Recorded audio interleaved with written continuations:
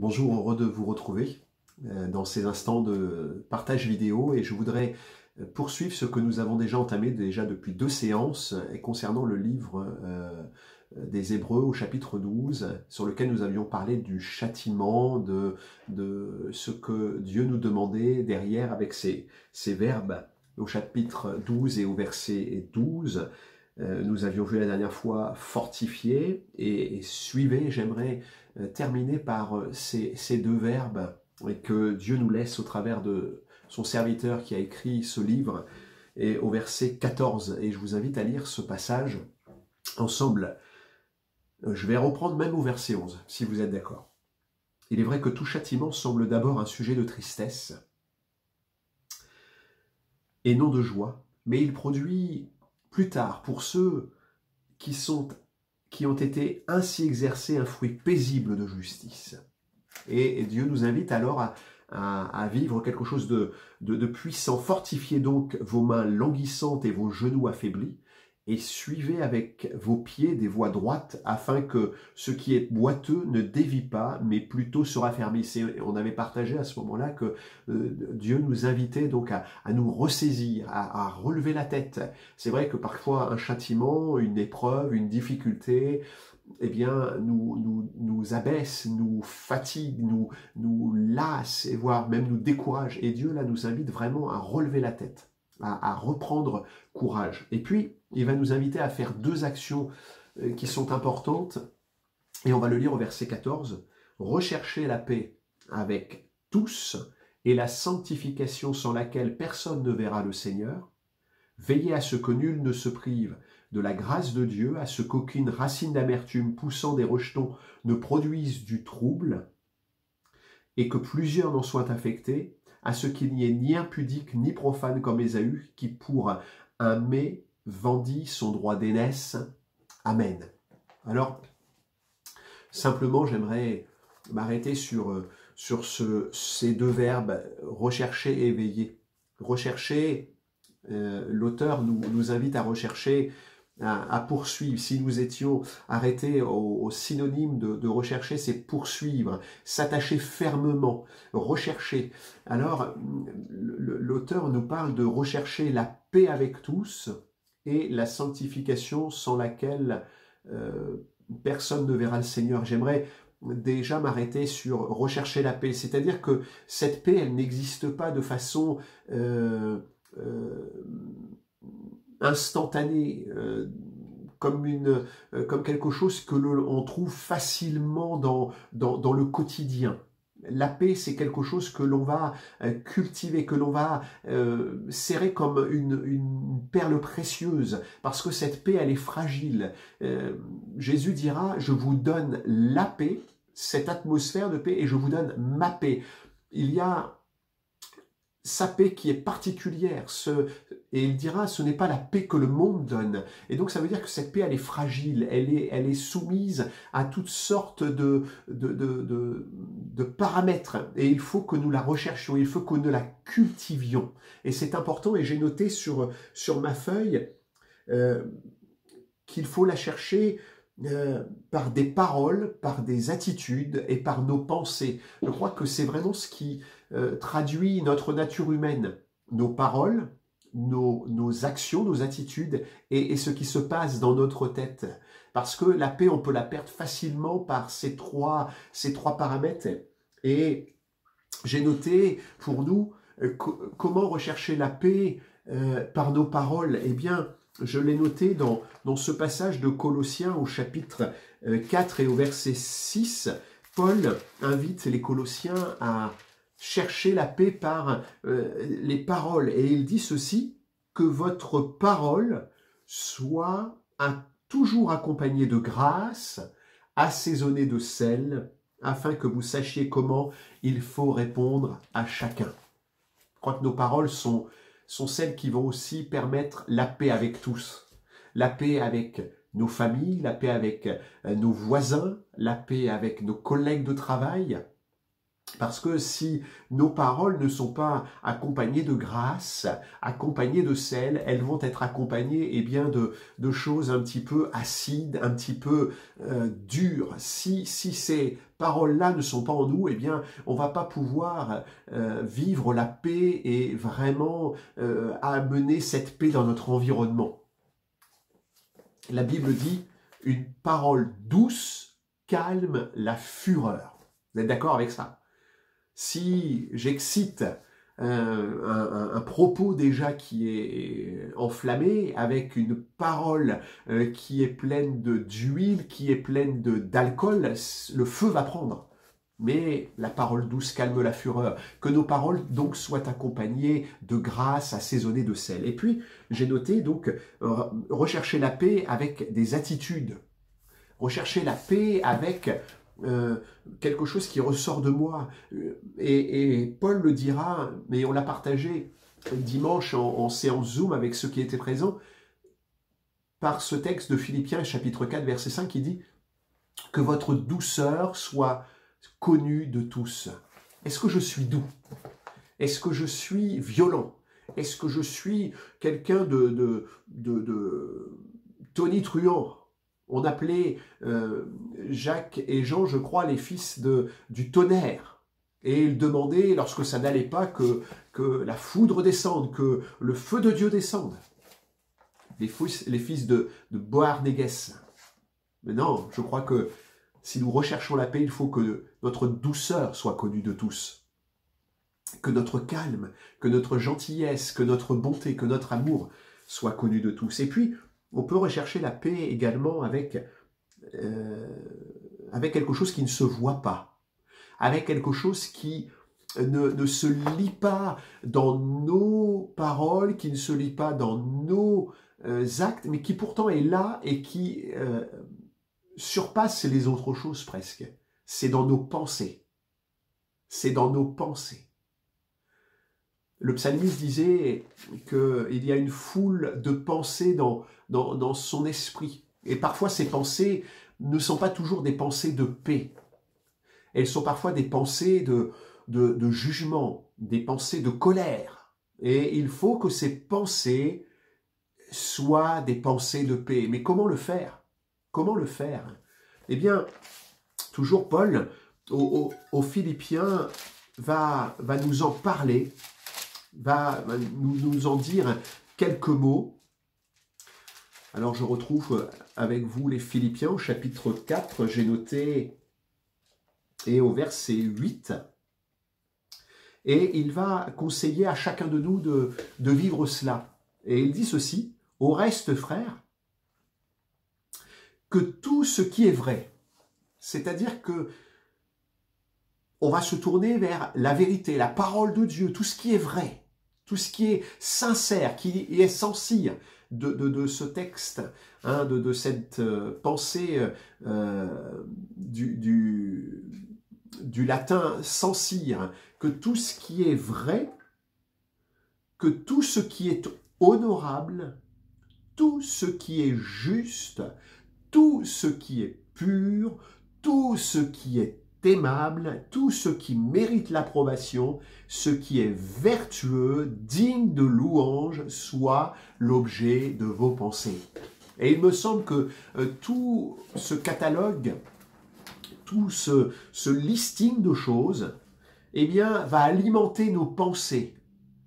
La vérité, ce qui est honorable, ce qui est plein de justice, pur, aimable, mérite l'approbation, vertueux, digne de louange, soit l'objet de nos pensées. Ça veut dire que pour rechercher la paix avec tous, alors j'ai besoin que mes paroles, que mes attitudes et bien entendu mes pensées puissent être alimentées de choses qui amènent la paix. Et dans ces pensées-là, eh bien, je me tourne vers ce qui est vrai. Je ne vais pas refaire la liste, mais ce qui est pur, ce qui est juste. Et ça va alimenter mes pensées pour que se dégage de tout mon être, eh bien, un esprit de paix, un esprit, un lien qui s'unit avec l'ensemble de tous ceux qui sont autour de moi, ma famille, mes proches, mes amis.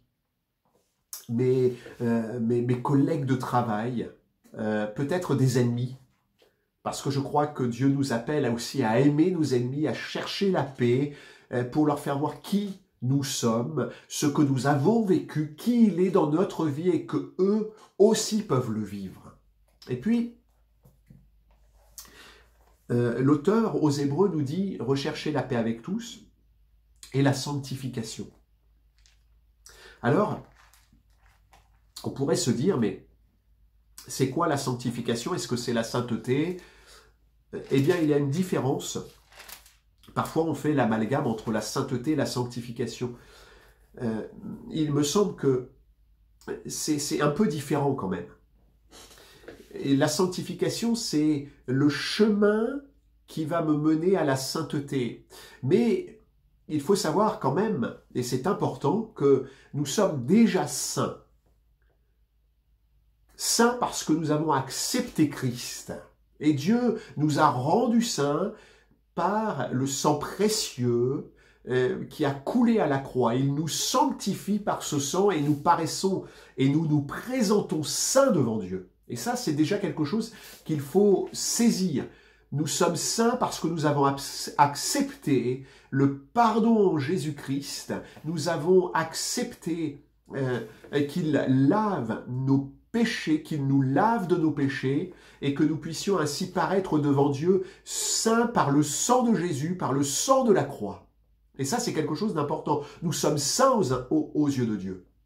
Mais cette sainteté que nous avons acquise en Jésus-Christ, par le sang qui a coulé à la croix, par sa chair meurtrie, eh bien, cette sainteté va se manifester au cours de notre marche spirituelle par une sanctification. C'est-à-dire que nous paraissons dans le sang de Jésus, lavés dans le sang de Jésus, saints aux yeux de Dieu. Et sur notre marche terrestre spirituelle, nous sommes dans un chemin de sanctification. C'est-à-dire que la sainteté acquise en Jésus-Christ va se manifester dans une transformation de vie dans notre marche au quotidien. Rechercher la sanctification, dit l'auteur aux Hébreux. C'est cela que ça veut dire.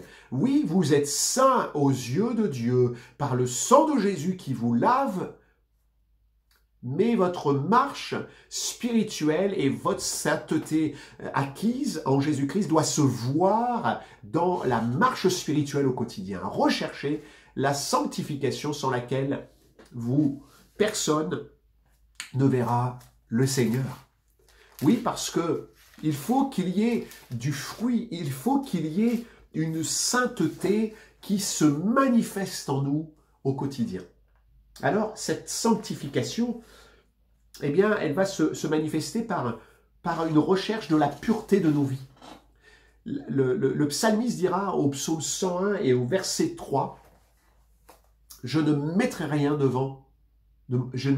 mauvais devant mes yeux. » C'est-à-dire que tout ce qui est impur, tout ce qui est souillé, tout ce qui ne correspond pas au caractère de Christ, de sainteté, de pureté, de sainteté, eh bien je vais l'enlever de mes yeux. Je vais éliminer tout ce qui va me souiller, tout ce qui est impur, tout ce qui est capable de m'amener à rétrograder dans le chemin de la sanctification. Je ne mettrai rien de mauvais devant mes yeux. Et puis, la sanctification, on peut la vivre également dans notre bouche. Dans notre bouche. Jérémie le dira au chapitre 15 et au verset 19, et c'est Dieu qui l'appellera à cela.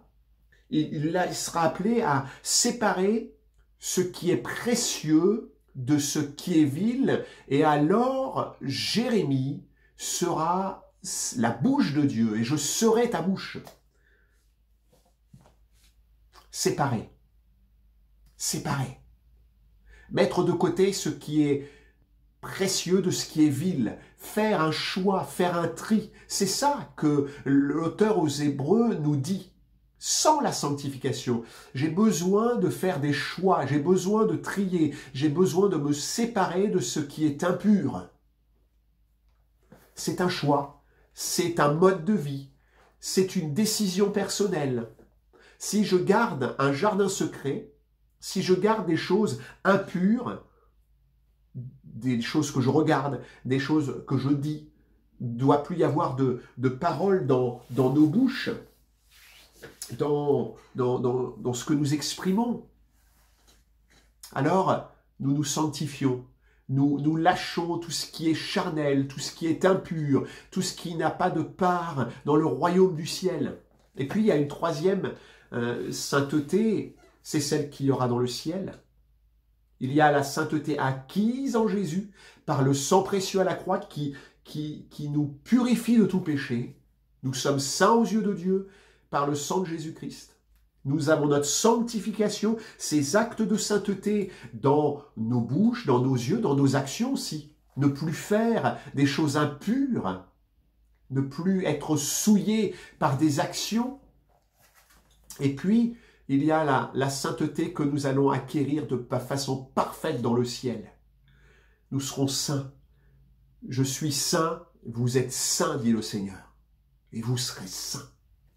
Et puis, je termine par ce quatrième verbe, et je ne voudrais pas trop le développer, mais ce quatrième verbe nous dit veiller.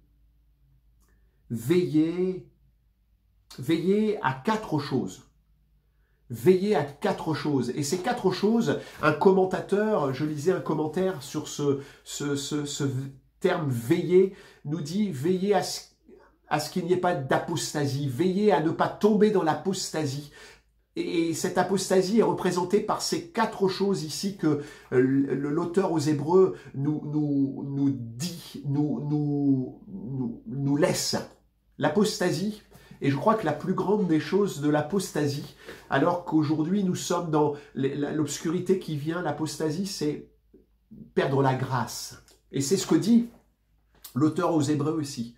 Il dit veillez, c'est-à-dire surveillez, ayez un regard d'attention, que personne ne se prive de la grâce.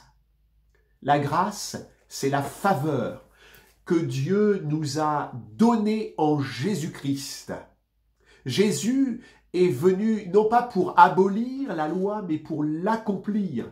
Et alors que l'Ancien Testament nous laissait vivre sous la loi, sous les 10 commandements, les 600 et quelques préceptes de la loi juive. C'est cette loi qu'il fallait accomplir parfaitement, sans perdre un seul des commandements. Eh bien, Jésus est venu dans le monde pour accomplir parfaitement cette loi. Et que nous puissions, par la foi en lui, vivre cette loi par la grâce. C'est-à-dire, nous appuyer sur lui, vivre en lui, regarder à lui, vivre avec Jésus chaque jour, le prier, le chercher, l'aimer, aimer sa parole, son enseignement pour vivre pleinement l'accomplissement de la loi dans le fait que lui nous aime, nous a pardonné, nous a aimés et dans lequel nous plaçons en lui par la grâce. Ça, c'est important.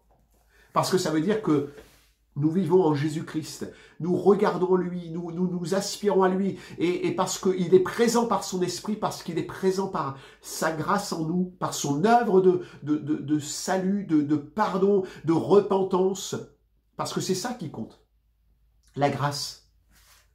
Je reconnais que je suis un pécheur, que Jésus même m'a pardonné, a accompli la loi parfaitement, est allé jusqu'à la croix pour mourir pour moi. Alors je crois en lui, j'accepte son pardon, j'accepte qu'il fasse cette œuvre de grâce dans ma vie. Et alors je vis pleinement la loi de Dieu. Elle n'est plus un fardeau, elle n'est plus une peine, elle n'est plus une souffrance. Veillez à cela, ne pas tomber dans l'apostasie. Ne pas tomber loin de la grâce et de vivre à la force du poignet ce que Dieu me demande, mais vivre en Jésus-Christ. Je suis libéré. Je peux vivre pleinement l'amour de la parole, les vérités de la parole, vivre les commandements de la parole en Jésus-Christ. Parce que c'est lui qui a vécu parfaitement ces choses. Veillez à ne pas se priver de la grâce. Veillez à ce qu'il n'y ait aucune racine d'amertume. L'amertume, c'est quelque chose qui est là, de la méchanceté, de la colère, de l'animosité. Qu'il n'y ait pas d'amertume dans mon cœur, un ressentiment, de la haine, parce que c'est ça l'amertume, de la haine. Et puis, en fait, on voit que si on perd la grâce, eh bien, il y a une racine d'amertume, et puis après, il y a une racine à ce qu'il n'y ait pas d'impudicité, c'est-à-dire que au final, on laisse notre corps vivre pleinement le côté charnel, nos envies.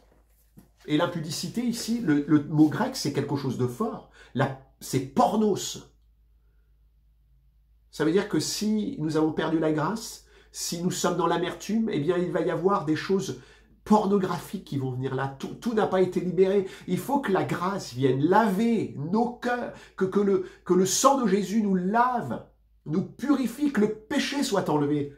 Et alors, il n'y aura plus d'impudicité, de choses pornographiques, de se vendre, laisser notre corps. Vous savez que la Bible dit que notre corps est le temple du Saint-Esprit.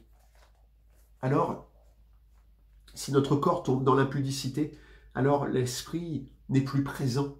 Et il faut veiller à cela.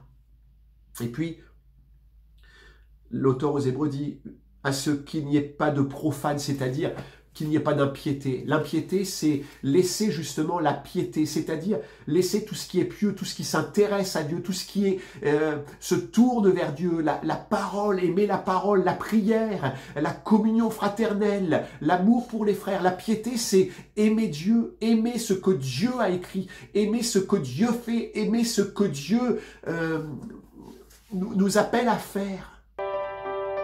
Alors, je termine. Que notre prière, alors que nous finissons cette vidéo, Seigneur, je veux rechercher la paix, je veux rechercher la sanctification.